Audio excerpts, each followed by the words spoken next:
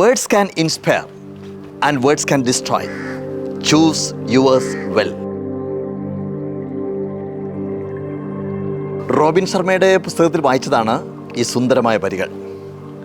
എല്ലാത്തിൻ്റെയും തുടക്കം വാക്കുകളിൽ നിന്നാണ്. ഈ ലോകം വളർന്നത് തന്നെ വാക്കുകളിലൂടെയാണ്. എന്നാൽ എല്ലാ യുദ്ധങ്ങളും ഉണ്ടായതും വാക്കുകളിലൂടെ തന്നെയാണ്.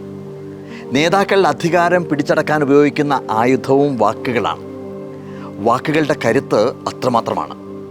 ഒരാളെ ഉണർത്താനും തളർത്താനും വാക്കുകളെയാണ് ഉപയോഗിക്കുന്നത്. മാതാപിതാക്കളും അധ്യാപകരും ഒക്കെ കുട്ടികളോട് വാക്കുകൾ ഉപയോഗിക്കുമ്പോൾ ശ്രദ്ധിക്കണം എന്ന് പറയുന്നതും അതുകൊണ്ടാണ്. വാക്കിനേക്കാൾ തൂക്കമില്ലി ഊക്കൻ ഭൂമിക്ക് പോലുമേ എന്ന് കുഞ്ഞുണ്ണി മാഷ് പറഞ്ഞതും അതുകൊണ്ടാണ്.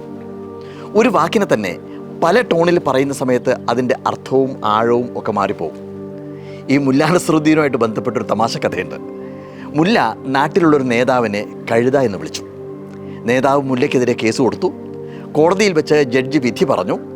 ഇത്രയും വലിയൊരു നേതാവിനെ കഴുത എന്ന് വിളിച്ചത് തെറ്റായി എന്നും മുല്ല മാപ്പ് പറയണമെന്നും ജഡ്ജി ആവശ്യപ്പെട്ടു.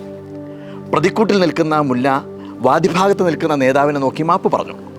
കൂട്ടിൽ നിന്ന് ഇറങ്ങുന്നതിന് മുമ്പ് മുല്ല ജഡ്ജിയോട് ചോദിച്ചു, സർ, ഒരു സംശയം, ഞാൻ എപ്പോഴെങ്കിലും ഒരു കഴുതയെ നേതാവേ എന്ന് വിളിച്ചു കഴിഞ്ഞാൽ എന്തെങ്കിലും പ്രശ്നമുണ്ടോ? ജഡ്ജി ഒന്ന് ആലോചിച്ചിട്ട് പറഞ്ഞു, കഴുത കോടതിയിൽ വന്ന് പരാതി പറയുന്നത് വരെ എനിക്ക് യാതൊരു പ്രശ്നവും ഇല്ല. മുല്ല എതിർഭാഗത്ത് നിൽക്കുന്ന നേതാവിനെ നോക്കിയിട്ട് പറഞ്ഞു, അപ്പോൾ നേതാവേ പോട്ടെ, പിന്നെ കാണാം. ചിലരുടെ വരികൾ, പലരുടെ കഥകൾ.